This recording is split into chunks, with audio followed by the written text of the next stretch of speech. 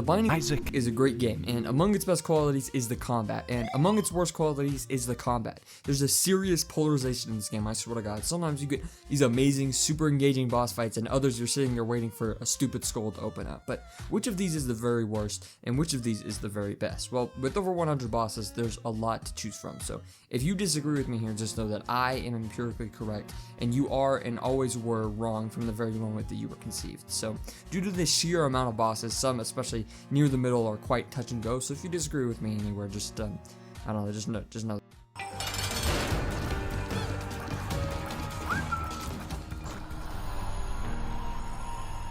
First off, lowest of the low is Delirium, simply because he doesn't work in any context. He starts off in the middle, changing into any other boss, but rarely uses any of their interesting attacks, and instead just teleports around, shooting a ton of unrelated bullets, which is really my biggest gripe of the fight. It feels unfinished. There's times when I'll literally just disappear and reappear in a completely unrelated spot, just with no animation, no nothing. Plus, what's the point of turning into them if you're just gonna shoot a bunch of tear circles, right? He has no flavor, no interest, and is instead just frustrating and boring with this scalable health. At least the Void is kinda cool, but why not use that at all? Above the first story boss are the Sins. Here I combine all the regular and super variants, except for one. As it stands, Super Sloth runs in random directions and shoots explosive bullets. It's always been mystifying why these mini bosses exist. Like, this one specifically, I always had a memory of him spreading creep, but he doesn't, so why not? I mean, there's so many little things like that which could just make them even the slightest bit more interesting that isn't done at all. Super Greed runs around shooting 4 tears and summons 2 keeper heads now. Wow. Still really boring. I mean, no attacks even have the smallest mention of coins. It's not like he's greedy in any way at all. So he could easily just be called George and nothing would have to change. Super Gluttony is a bit more engaging, ignoring the player except for when you get into Carnival Direction, in which he'll shoot a brimstone laser at you, and occasionally he just shoots 8 bullets for some reason. You know, I think it'd be cool if he maybe had variable brimstones, or he could be constantly leaking bullets or shooting mega brimstones, just something else to make him a bit more fun again. Super Lust follows the player, often running just slower than them, spreading creep. Though he doesn't sound that much better, you know, he's definitely more engaging than the last few. That creep barely clears right as you get to where it was spawned, and so it makes the boss nearing the very edge of actual fun. Super Pride mostly ignores the player while shooting an X laser and some shots, sometimes also spawning in 2 large troll bombs. Really, the first actually fun deadly sin.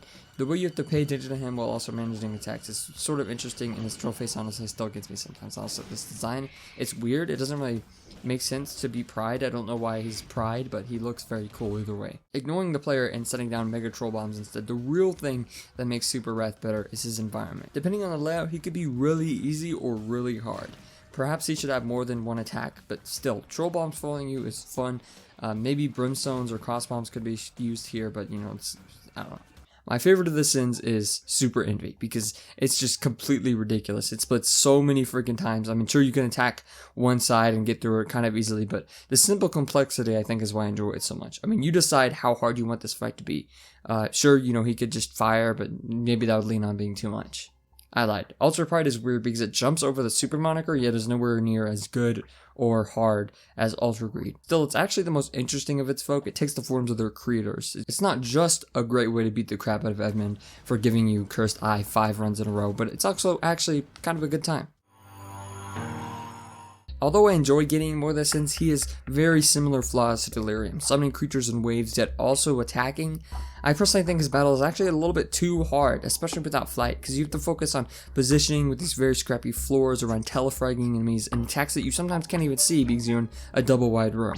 One of these elements I think should be toned down, and it would greatly improve this fight. Either make the room smaller, make it where you can't destroy the flooring, or make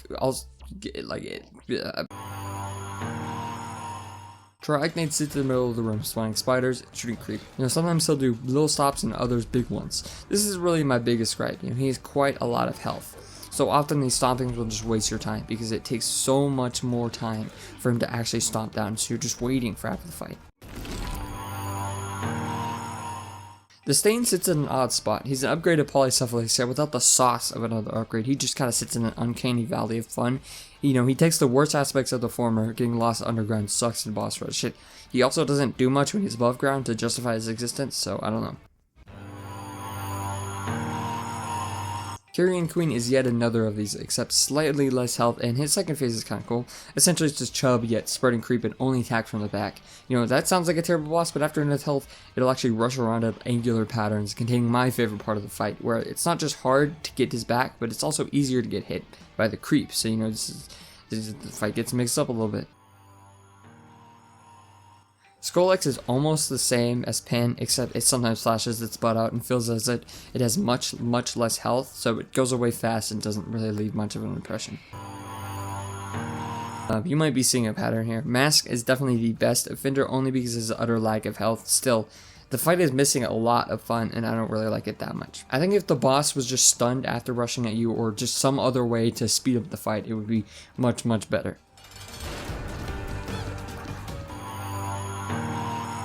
The first poop to be mentioned, Brownie, is simply a war stingle. His first phase can get quite bad with the number of dips summoned, yet the jumps are kind of cool. Still, I think there should be much more to him than just turning into another boss with his second phase and he just turns into Tingle. Widow is among the least interesting bosses, yet isn't as hard as someone like Larry Jr. He jumps spawning slowing creep and spiders, and that's it. It's not a huge challenge yet. It's too hard to be bumped up for that, so it's just, I don't know. I've never really liked Stan, for about the same reason as Brownie. I mean, first you fight the Fallen with this group of infinitely spawning witches, then finally he wakes, and then he dies really quickly, and then he just starts stomping with a bunch of leeches spawning around. I mean, this especially has one of the highest missed potential, I mean, disregarding Delirium and someone else. Still, I guess he's alright. I get spawning enemies, but it's so funny how half the fight is just random leeches coming in to make the fight artificially harder, or just fighting the Fallen for some reason. Another reason I don't like Stan is because I don't really like the Fallen either. He'll slightly fly towards you, sometimes shooting 3-4 bullets, others shooting brimstones. I mean, phase 1 is fine, but in his second phase he splits into 2, and I think it once again just makes the fight feel completely artificially difficult. Like, it's just annoying to have to keep track of these two guys, which one of them is chasing after you, which one's about to shoot brimstone, which one's about to shoot the tears. It's just, it's too much. I'm not the biggest fan of Polycephalus' evolutionary tree, but the pile I think does very well to improve him, being rather difficult teleporting around and shooting bones. The best part is that he doesn't go underground for very long, yet you have the opposite problem where the fight can really feel as if it's too fast. I mean, if you're ready for this guy, then you won't have the best time trying to fight him when he spreads his bullets around the room.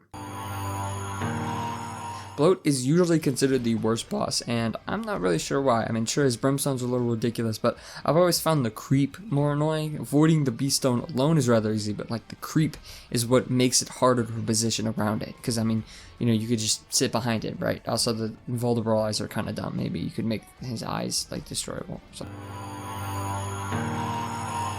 The adversary focuses on Isaac, turning the room dart, shooting a very curvy brimstone, and then flying off, sometimes into Isaac. All his attacks are fine and alright, and he's okay, but the reason why he's down here is because of that dumb ass brimstone. There are so many times where I feel like he's reading my mind, and who knows, maybe he is, but this little bit of frustration doesn't ruin him completely, it just ruins him mostly. Ragmega is an obese ragman, mostly centered around 3 invulnerable balls, summoning spiders and wrapping himself in unbreakable wraps, which is why I think his fight gets better as it goes on, because early on the stupid wraps along with the balls are pretty annoying. You know, I always think this armor is boring and stupid every single time it's used, which is why I hated every other boss that was like, oh, you can only attack them from the back. I mean, the less he uses it, the better the fight is, and I mean, at least it kind of looks funny. Fistula and Teratoma are essentially the exact same, except Teratoma summons other guys, making it slightly better because it's slightly harder. It has a slightest bit more sauce. I think it's better than Envy, however, because it's easier both ways, and as the boss for entire floors, it's pretty nice. T-Loss runs or any other like high-risk character. Gertie Jr. will slide towards the player, spawning Pooters, yet he can also kill his own Pooters, which makes you ask the question of what the Pooters really is. And, I mean, honestly, just this boss in general makes you ask that question. You know, he's down here mostly because of potential. Like, his older brother is based around spawning enemies, yet this guy does basically none of that. The Pooters barely do much, so they don't really count. Not to mention how easy his main attack is, which leaves his champions to be among the worst in the game. The upgraded version of Widow is still really boring. The Wretched spawns more spiders and spider sex, with potentially the most forgettable name in the entire game. He stands among the most forgettable bosses in the entire game, and probably the most forgettable thing in the entire game, because what is... I don't know. There's a lot of spiders. Why do the 2 spider bosses suck? I don't know. The shell swims diagonally with armor broken only by bombs. This guy is like the great-grandson of a purely incestuous family. Like 12 iterations down the line, the shell seems incredibly pointless.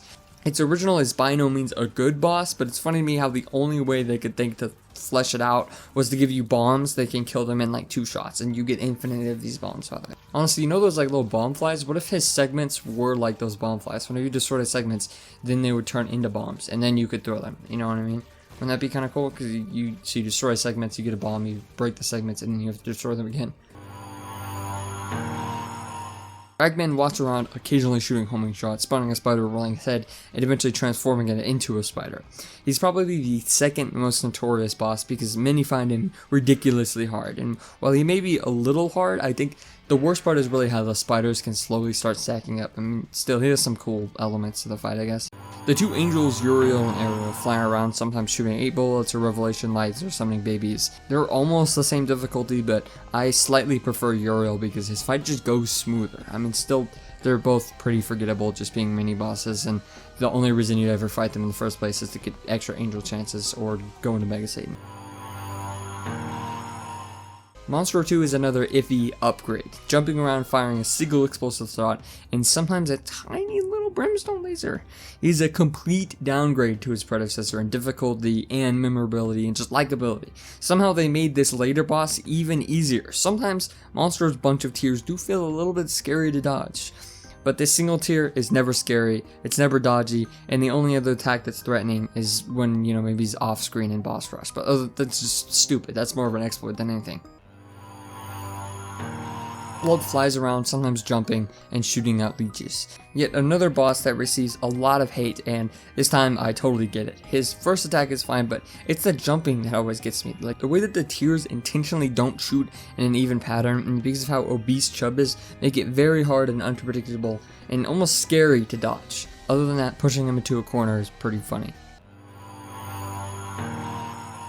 The Tough Twins ignore Isaac and can only be attacked after being blown up. They are completely boring and arguably easier than even Larry Jr. As Mines bosses, that ease of course is welcome, but that's the only thing that they have going for them. Polycephalus has the same problems as its predecessors, the Stain in the Pile, except that it's much easier and much more slick. Still, even being the best of a turd doesn't really make you the best, you know what I mean? I always confuse these guys with Gurdy Jr., but they're certainly better, acting nearly the same, except this time there's 2 of them, and they have a lot less health. You know, that quicker speed is more engaging, and the whole fight is just more fun. I'm not sure whether I like Turd or Gurglings more, but I'm very sure that I like these guys more than Gurdy Jr.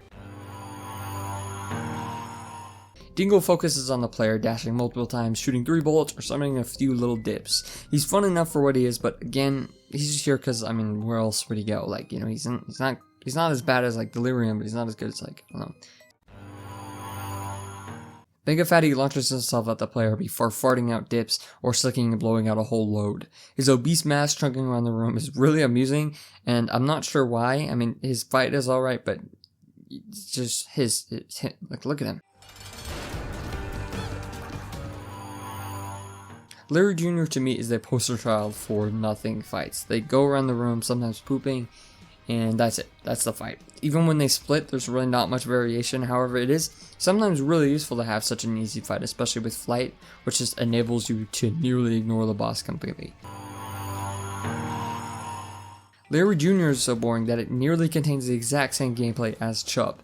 Also moving around the room, sometimes towards the player and summoning other worms. I think that's actually where it improves. You know, these worms give you a better timer to work towards, as there's never a time where the difficulty doesn't increase, so you feel much more warranty to try harder. Also, whenever he sees you, he actually dashes towards you. I'm not a huge fan of neither this boss nor its upgrade, but that just means that this ease is well deserved. He once again stops and summons spiders, and neither are great attacks, and it's just not a very great boss. We've truly gone through the boring part of the list, because Blastocyst is again another splitting boss that is boring and as easy as sin. Being an easier Larry Jr. that also appears later yet without the aggressive movement. So basically he's just free, and you know that's the only place where he shines. But hey.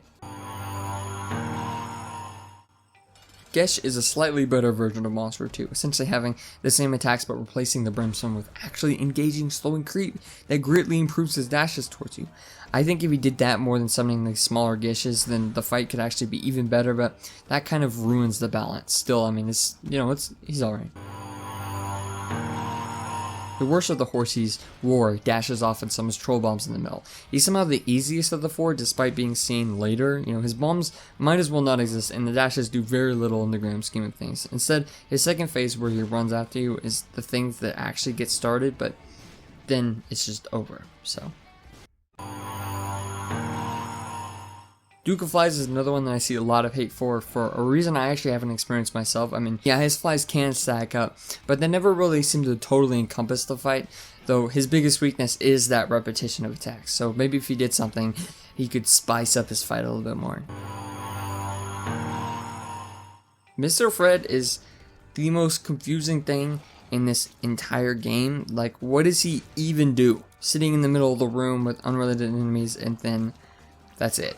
The fight's over. You know, he'll poke out sometimes, but that does nothing. It's just because this is the womb. Aren't you supposed to be really difficult? Why are you probably the easiest boss in the entire game? This is the womb. What? Bobino, though, is the complete opposite of that. He spawns in a very closed room, swiping away rocks and destroying them in a force field around him. His variety of attacks and speed makes him quite challenging. You know, he's almost a good time, but often I get quite frustrated from him, so that kind of ruins everything. The softer side of Bloat is also just much more forgettable. Beep copies much of his moves without the Brimstone, which removes a lot of the hassle, yet he still has very little depth, despite having multiple attacks. The gate sits in the top of the room, summoning headless jumping guys and lasers a huge stream. When you watch a video of him, he seems really difficult, but in practice he's just incredibly forgettable. In the way that the adversary seems to read my mind, the gate is completely clueless. This Brimstone always misses me no matter what. The only threat are the little guys that he summons and the anguish you feel after killing whatever shell he was using. The cage is necessarily a Mega Fatty upgrade, except not really, because now his jumps summon more stuff and he also shoots more as well, but he sometimes rolls, which is just not a thing that Mega Fatty did at all. It's kind of just an opportunity for more damage, so it almost trivializes the fight that he does it, but I don't know.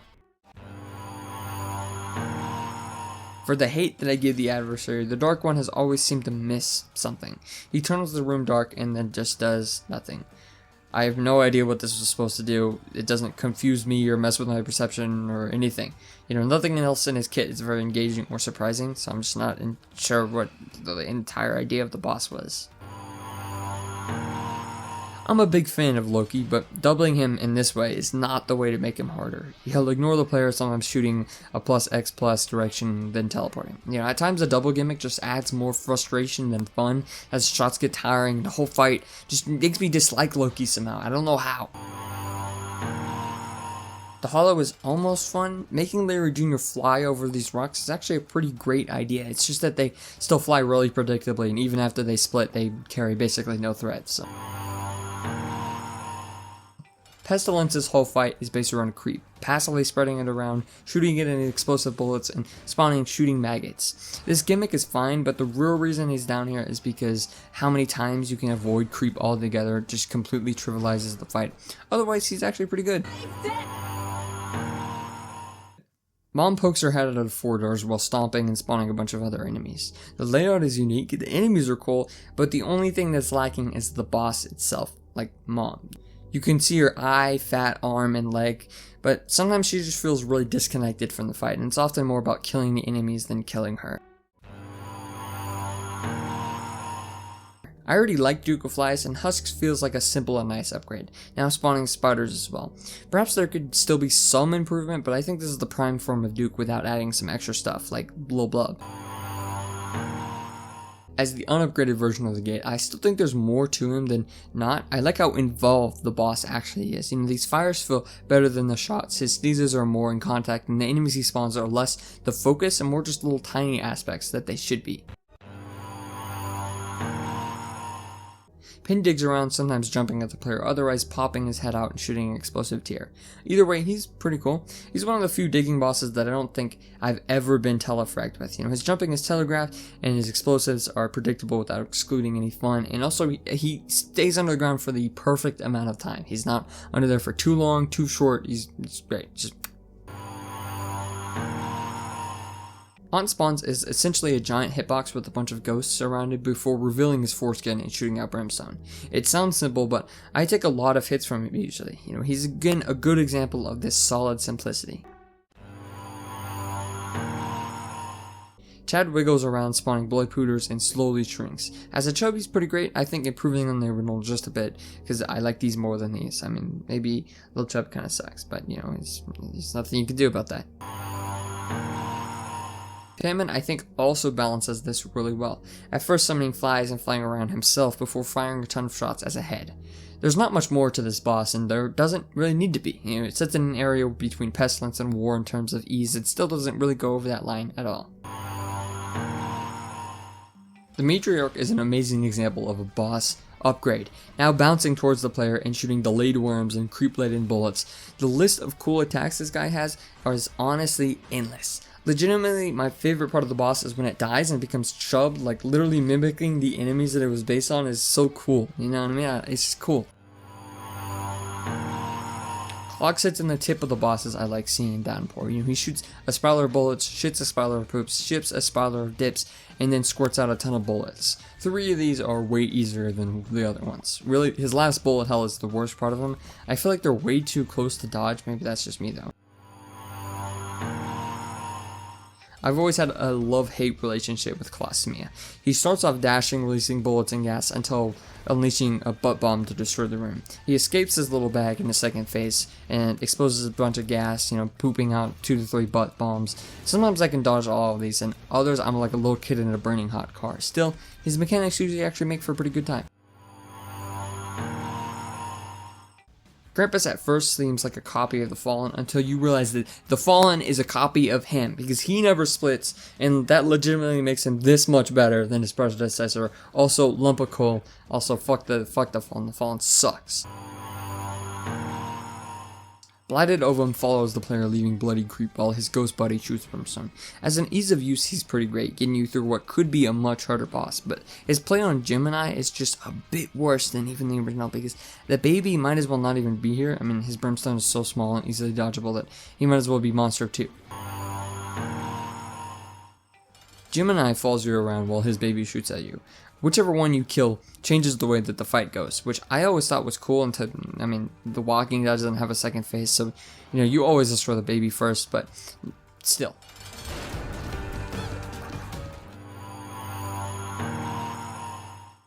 Monstro is usually what I see as the most iconic boss from the series. He jumps around shooting a bunch of tears, and I honestly think he's the premier boss in this genre because his fight is perfect for the stage in the game. His attacks are obvious yet large, he's really slow yet bulky, and he's just cool looking. You know what I mean? And Monstro's Long is cool, and Little Monstro isn't that bad either. An odd spot in the additional Horseman. Headless's mechanics probably would have been a great addition to one of his brothers. Instead of hopping off his pony, instead his head is always detached and is basically kind of just famine, while his body is essentially just Pestilence's second phase. This mishmash works really well with you running around trying to avoid both the flying head and that creep. Baby is literally just a worse version of Isaac. Some of his attacks are harder or contain homing tears. And that's it. I've always thought that some of these early sword bosses need just a little bit of extra work, and BB is one of the worst offenders. Yet, Isaac is still such a good fight that, you probably have a worse version of him. It's not that bad. Sister's Vis is a nice play on the Cage model, hopping and rolling around the room using Mega Brimstone. They complement each other perfectly, which makes the fight worse when one of them dies. I've always thought the combination of Slippery and Poison was also really clever. I like that. Singe wanders around the room, blowing himself up and launching spikies everywhere, and sometimes he even blows up the floor. He's sort of like Colostomia on crack, where sometimes I absolutely love his chaos and others I want to crack my controller in half. His combination of attributes is very interesting, and he makes me think how he's the only boss in the entire game central to explosions, but those low points are definitely still there, and he definitely needs to be accounted for. The Freddle begins as essentially Pan, then he becomes closer to Scolex, forming the best that this boss has to offer. Sometimes shining his butt, other times his face. Both are still great attacks. I especially love the fake out Pan at the beginning, and his latter attacks are still interesting while not sacrificing any fun. Turtlet is very interesting, and he slides around the room, causing it to be very slidey, and eventually combines into two. His slickness is, again, very fun and very frustrating mechanic, and I think it's funny that he doesn't even have, like, a primary attack, he just slides really fast. I believe he's the only boss with that mechanic, you know what I mean? I mean, even Mr. Fred has 2 bullets. Mama Gertie has to be among the most unique bosses again. She spews bullets, summons spikes from the floor, and then shoots different bullets. You know, I'd expect her to summon some mini Gerties or something, but that never comes. Maybe you could call her fight style over substance, but to me the worst part is only when she goes away for a couple seconds to do basically nothing and then comes back, you know. Saigan spends much of his time invincible for lackeys to fight you instead, though sometimes he'll come out to shoot some broomstones. I usually hate this hiding tactic, but here I think it works because he does it for like 2 seconds, then comes out, and the brimstone move is pretty cool. The Siren controls a bunch of babies to shoot you, explode, and then sings a deadly song of stuff. She uses the concept of a siren really well, maybe a little bit too well for people, and it's also kind of scolded the Skull 6 around afterwards, I guess. Minmun controls a horde of light moths, shooting them out, some to follow, others to go underground and eventually follow it. This is truly the best implementation of Duke's mechanics. You know, the flies are more interesting, the attacks are better without taking anything from the central mechanic, and it perfectly fits in Downpour. Back to back with Steven, Gemini's cousin, whose baby gets mad earlier on in the fight. You know, perhaps these two could be better if the walking guy also got mad, but having no way to make the baby not mad is a good middle ground from Blighted Ovum, whose baby just felt very inconsequential, and maybe the original, which could just be completely avoided. Is this a different boss or not? You know, I don't know. But Ultra Greedier's phase always felt a bit cheap to me. You know, it's not as if he has very many new attacks, but instead he has the old ones now with explosions and nowhere near the amount of depth. Removing the key and coins, I think, takes a lot away from him. I mean, still not really enough to make him not really cool. Hush at least is a better version of his kin, a true story boss that rivals most of their depth. He summons guys, shoots a lot of bullets, brimstones, and hides. He gets his whole own floor, a whole entire continuum bullet, but his central mechanic is something that I don't really care for. You know, bullet hell I don't think is done very well in this game. I really just think it's because it's missing some main aspect that every time it occurs it only results in boredom and waiting, which is the opposite of fun usually. You know, it sucks because every other attack is really awesome, but right as he starts shooting those continuums, oh well, I guess I'm just gonna sit here and do nothing. Isaac also has a lot of unique attacks, such as shooting tears and shooting more tears and shooting even more tears. Seriously, the corruption of the player's own tears is always so cool to me. The very beginning to the end of the fight couldn't be further in terms of action. The boss's patterns are quite cool, but you know, I think it'd be cool if you could like adapt to certain items you have. That's just a suggestion. It's pretty great as is. Just like the Headless Horseman, Conquest has a very unique spin on the horsey aesthetic, shooting homing bullets, revelations, and clones to fly towards you, none of which are seen in its contemporaries. The white horse running in, being honed by freaking Jesus Christ himself is an amazing image, and I think it's greatly shown here.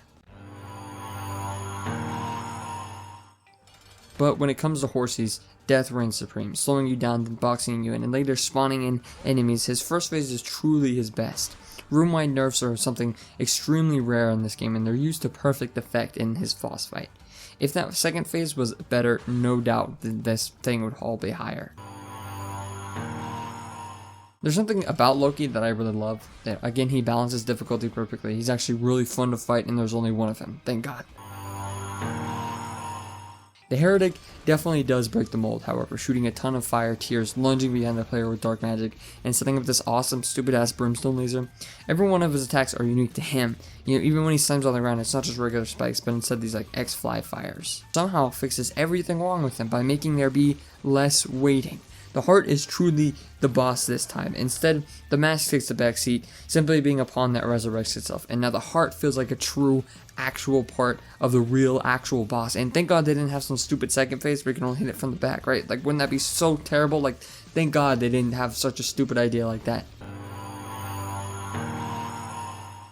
Replacing Mom's heart, it lives, rests in the center, spawning little guys and sometimes shooting and stuff. I mean, yeah, he's the only one here because you fight 99% of the runs he's in, so he's really easy to take down. I mean, even in T-Lost rounds. I've always found his fight to be a little juvenile to face off. Still, there are cool aspects to him, like that last resort dual brimstone type thing. Chimera seems so surface level, and then his freaking head comes off. He chases you around with his stupid body, he's flying around shooting a bunch of brimstones and flying it backwards. You know, the whole thing from visuals to mechanics is just a real blast. I just really love this fight.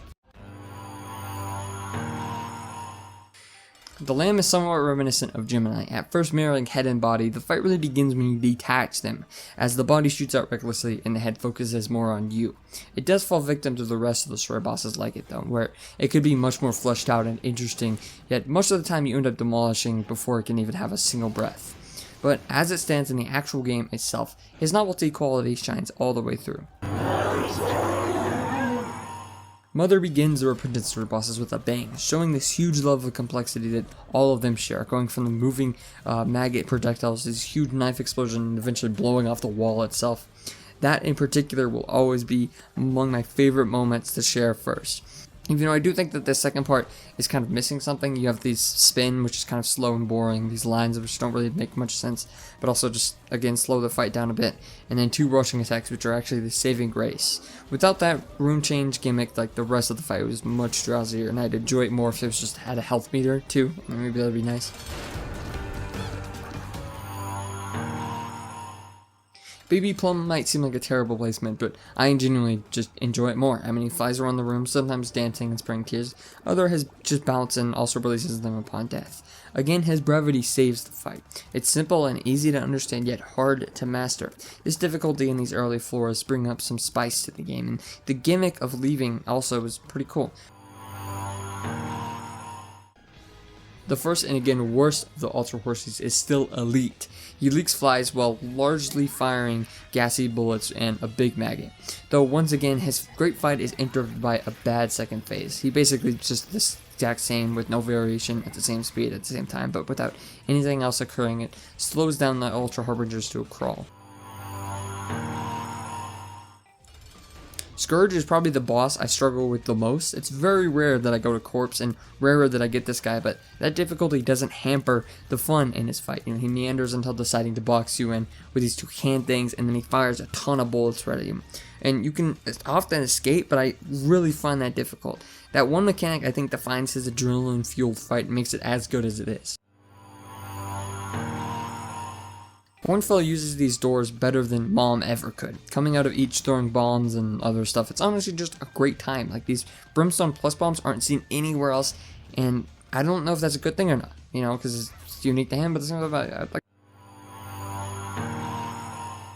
Ultra Famine simply doesn't reach the heights as the rest of the bosses in this chain, but that's not necessarily a bad thing. He is the first guy after all, you know, mimicking his regular attacks, but with an Ultra Spin makes for a great fight with no hitches or dead air.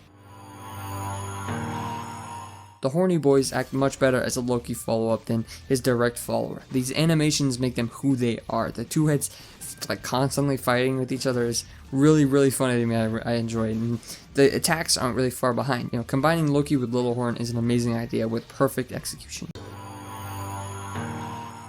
Big Horn is like a bigger version of Little Horn, and you can even see him here. Yeah, I can't describe why I like this boss so much. Again, all of his moves just work. They're just fun. Big black balls are fun. The hands are fun, and his demons are fun. Good job. The Beast usually gets all the credit, but he is definitely among the weakest in his boss chain. You know, it seems like the true spectacle is what makes him as popular as he is. There isn't actually really much to this fight, but all I can think about is how far I've come and how close I am to dying or prevailing, so that's probably what adds to his reputation. War might be weak, but his ultra counterpoint is among the best in the game. His attacks are translated much better here, especially that second phase. Instead of just floating near you, he actively hunts you down, grabs you, and then cries that he's such a fat loser bitch. Honestly, when Repentance first came out, I hated this fight, but I've come around to its nature. There are a lot of crawling guys in this series, they do a bunch of stuff, and they're perfectly translated here. When you understand his attacks, something changes about him, and the fun is finally unlocked. The last of the Ultra Horses, just like his regular version, Death, stands tall. He has the spectacle of beasts with actual difficulty and real attacks. That first head shake he gives you all the information that you'd ever need to understand that this guy is the real deal head honcho of the game, and he holds nothing back, throwing invincibility, sights, and skulls at you. His death again is super satisfying and even makes beasts better by comparison by giving you a real challenge beforehand. Even disregarding the Ultras, Rotgut is probably the most ingenious fight in the game. Why wasn't this 2D section ever used? I don't know. Because this fight is a blast. You start off knowing nothing, then you just get stuck into this whole new world that I thought I'd never see. Plus, he has balls, and you fight his balls. What's not to love? Mom 2 brings out everything the original Mom couldn't by making you feel like you're actually fighting Mom. She feels alive and brutal in this version, with lasers and stopping and hands, with enemies just being the sideshow for the actual real boss, which is Mom herself. Ultra Greed is so good that he's got his entire own mode just to fight with him. The distance between this guy and the original form is ludicrous. Every attack he has is amazing. Spinning, summoning, little casino coins everywhere. If Ultra Greedy was better, they'd probably be number 1 on the whole list, honestly. Mega Satan was the original climax, and you still feel it. There's an air of fear when you simply stand in his lair and a bunch of things spawn around you. It's also so funny to me how all the sins and archangels are brought in basically just instantly keel over and die. The fight doesn't get started until that second phase when, again, you really start fighting him. There's something about Mega Satan that truly understands bullet hell that the entire game doesn't. The lack of health bar actually makes it more hype. So whenever you see those cracks just break and become bigger and bigger, it gets more exciting. Maybe that's what Mom needs, or Mother. Maybe that's what she needs. If there's one thing that really defines The Binding of Isaac, it's Dogma. Not just literally because the actual boss is likely the most fun in the entire game. It's distinct, but it's also simple. He has attacks and you dodge those attacks, and I've never actually died to this guy, and yet he still feels impenetrable. His first phase especially, just a showcase for the coolest attacks that the game has to offer. And the greatest thing is that the second phase is still amazing, but in a completely different way. His first encourages stillness and planning, and that second is just a barrage of bullets and angels and troll faces, and just the whole 9 yards. So yeah, Dogma is my pick. Did you like it? The amazing thing is that other than maybe the first 10, 15, the rest are pretty solid. There's very few things that I would change. It's clear to me that this game has mastered the art of boss design and simplicity, memorability, the whole works.